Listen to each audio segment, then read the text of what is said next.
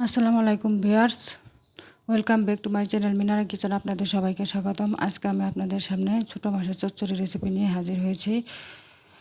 আমি যেভাবে রেসিপিটি রান্না করছি সেভাবে রান্না করলে অবশ্যই রান্নাটি মজা হবে। তাহলে দেখে যাক কীভাবে রান্না করে নেওয়া যায়। প্রথমে আমি এখানে ছোটো ছোটো কাচ্চি মাছ নিয়েছি, পরিষ্কার করে ধুয়ে নিয়েছি। এগুলো আমি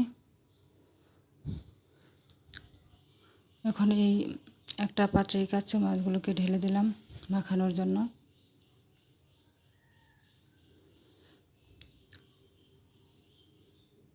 এখন এই কাঁচা মাছের ভিতরে আমি দিয়ে দিচ্ছি 1 কাপ পেঁয়াজ কুচি,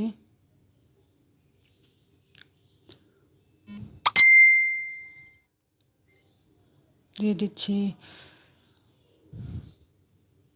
1 চা চামচ রসুন পেস্ট, দিয়ে দিচ্ছি 1 চা চামচ আদা পেস্ট, দিয়ে দিচ্ছি 1 চা চামচ জিরার গুঁড়া, দিয়ে দিচ্ছি স্বাদ মতো লবণ, দিয়ে দিচ্ছি 1 চা চামচ হলুদের গুঁড়ো, দিয়ে দিচ্ছি 1 চা চামচ ধনিয়ার গুঁড়ো, দিয়ে দিচ্ছি 2 চা চামচ মরিচের গুঁড়ো। আপনারা যদি ঝাল বেশি খান অবশ্যই আরও একটু মরিচের গুঁড়া দিয়ে দেবেন। দিয়ে দিচ্ছি 1 কাপ সরিষার তেল,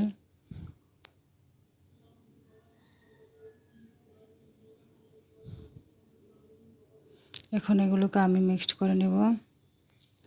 ভালো করে মেখে নেবেন। হাত দিয়ে মেখে নিলে ছোটো মাছের চচ্চড়ি রান্নাটা অবশ্য হাত দিয়ে মেখে ভালো করে মাখলে রান্নাটা খুবই সুস্বাদু হয়, মজা হয়। দেখুন আমার হাত দিয়ে মাখানো হয়েছে। এখনই দেখে মনে হচ্ছে যে জিভে জল এসেছে। মনে হচ্ছে রান্নাটা অবশ্যই টেস্টি হবে, মজা হবে। এভাবে আমি মাখিয়ে নিয়েছি। দেখুন আলহামদুলিল্লাহ, দেখতে অনেক সুন্দর লাগছে। মাখানোর মধ্যে মনে হয় খুব টেস্টি হবে।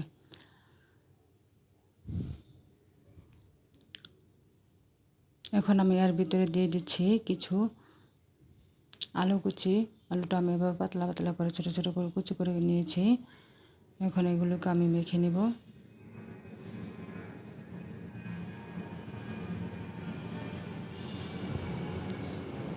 ভালো করে আপনারা মেখে নেবেন।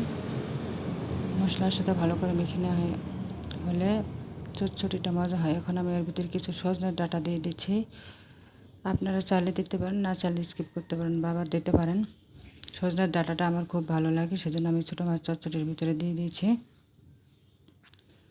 এগুলি দিয়ে আমি এখন মাখিয়ে নিচ্ছি। এখন আমি যে পাত্রে ছোটো মাছ চচ্চড়ি রান্না করব সেই পাত্রে আমি এই মাখানো ছোটো মাছ চচ্চড়িগুলো দিয়ে দেব। এখন এর ভিতরে আমি কিছু কাঁচামরিচ অ্যাড করলাম, কাঁচামরিচ ফালি 4-5টা। এগুলো দিয়ে আমি মেখে নিচ্ছি।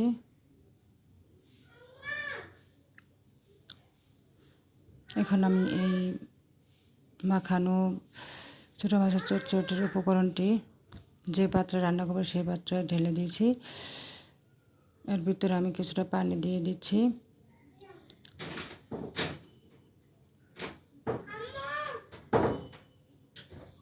এখন আমি চুলাটা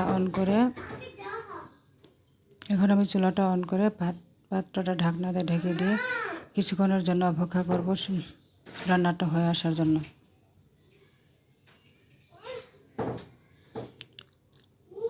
দেখুন আমার রান্নাটা প্রায় অর্ধেক হয়ে এসেছে। এখন এর ভিতরে আমি কিছু টমেটো কুচি দিয়ে দিচ্ছি। টমেটো কুচিটা দিলে রান্নার স্বাদটা আরও টেস্টি হয়। আগে থেকে টমেটো কুচিটা দিয়ে দিলে টমেটোটা গলে যাবে, সেজন্য আমি রান্না অর্ধেকটা হওয়ার পরে দিয়ে দিচ্ছি। আপনারাও তাই চেষ্টা করবেন।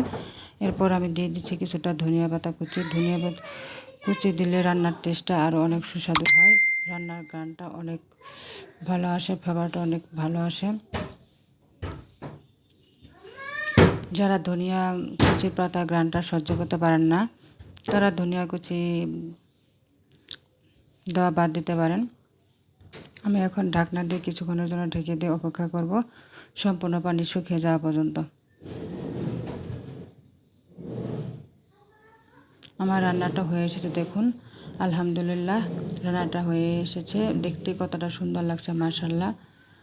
আলহামদুলিল্লাহ মনে হচ্ছে রান্নাটা খেতে অনেক সুস্বাদু হবে, মজা হবে। আমি একটা বাটিতে রান্নাটা তুলে রেখে নিলাম। আমার রেসিপি যদি আপনাদের কাছে ভালো লাগে তাহলে অবশ্যই লাইক করবেন, কমেন্ট করবেন এবং সাবস্ক্রাইব করা না থাকলে সাবস্ক্রাইব করবেন। আল্লাহ হাফেজ।